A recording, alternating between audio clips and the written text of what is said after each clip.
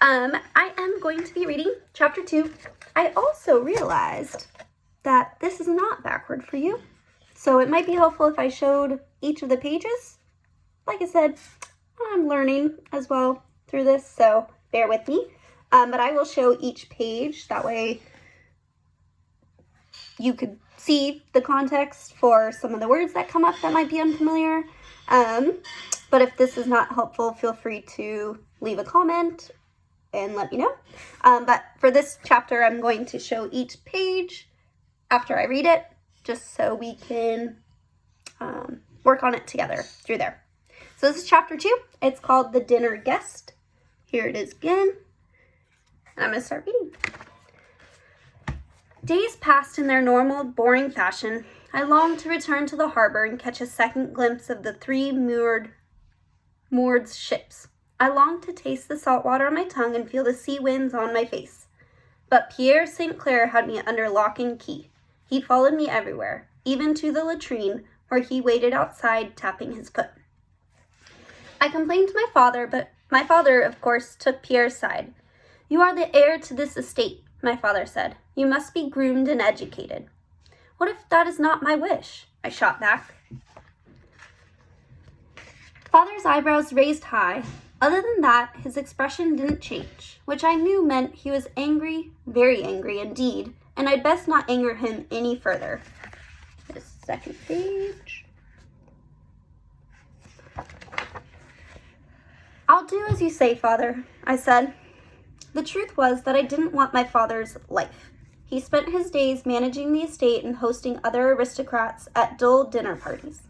My mother wasn't about to take my side either. She was always off at the royal court, rubbing elbows with the queen and attending fancy balls. Our family was wealthy and wanted for nothing. And boring, so incredibly boring. I was tired of trying to live up to my family's expectations. But what else was I to do? Without my father's money, I'd end up a beggar on the docks. Unless I found a way to make my own fortune. Then I'd be free of this life. I'd answer to nobody. I could live the life that I wanted to. I could live life the way I wanted to. But how could a young boy like me ever make his own fortune? Voices drifted from the dining hall. I crouched on the stairwell, straining to listen. My father was hosting another of his dinner parties. And, as usual, I was not allowed to attend, instead having to eat with the servants in the back room. Despite saying he wanted to groom me, my father certainly didn't seem to want me around his friends. On the next page. Normally, I didn't care to attend the dinner parties, but tonight was different. Tonight, we had a guest I desperately wanted to meet. Earlier, I had watched the guests arrive in their carriages. The last carriage arrived, and the man who stepped out looked nothing like the other guests.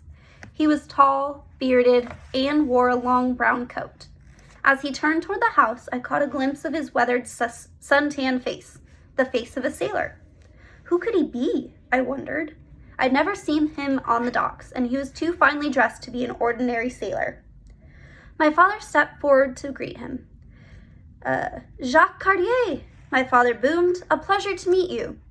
My heart sailed into my throat. Could it really be the one and only Jacques Cartier, explorer of the New World across the ocean? On the docks, I'd hear stories of Cartier. Last year, he had sailed across the Atlantic Ocean on King Francis's request, searching for a passage to Asia. He'd returned with 2 native princes and stories to tell. He lived the life I wanted to lead. I longed to talk to him now that he was here in my own home as a dinner guest. Next page. The only problem was I wasn't invited. So instead, here I was leaning over the railing, intent on every word from the dining room below. Cartier was, of course, the guest of honor and the center of attention. Maybe someday I, too, will have such stories to tell at the dinner table, I thought. "Tell us, sir, of your travels across the sea," a woman's voice chimed. Cartier's laugh boomed. "Most of my stories are not fit for a lady's ear," he said. "But I'll tell you that the journey was swift. The winds were favorable, but when we reached land, we found a very unfavorable place indeed. Barren and unlivable. And worse, Cold winds batted against our ships without stopping. A passage to India seemed unlikely. So the voyage was a failure? My father asked. He seemed a little too eager to believe the journey had failed. I could hear the smile in Cartier's voice. Not at all, sir. We turned south and found paradise, a lusher land I've never seen. The natives were friendly and treated us as gods, and they told us— Cartier paused for a long moment. No one at the table made a single sound. I held my breath waiting. They told us, Cartier continued, of kingdoms of riches to the west. The next page. And did you find these kingdoms? My father asked. I could hear the frown in his voice. Not yet, Cartier said. That is why I shall be returning soon, in 2 days' time to be exact, if the winds are fair. I realized I was still holding my breath, and I let it escape in a whoosh. 2 days. My fleet of 3 ships lies in wait in the St. Malo harbor, Cartier finished. The Grande Hermine, Petite Hermine, and the Emerillon, the 3 ships I'd seen and wondered at. Fate was calling me. Fate had led me to the harbor that day, and fate had led Cartier to my house, to my home. I knew what I had to do. I didn't even argue as my tutor, St. Clair, not fate, tugged at my shoulders and led me away from the balcony. For no one, not even my father, could tear me away from my destiny. That's chapter 2. In the body, the description of this video, I'm going to, like I did with chapter 1, leave a couple comprehension questions and any vocabulary words that might have come up that were new. And yeah, stay tuned for chapter 3.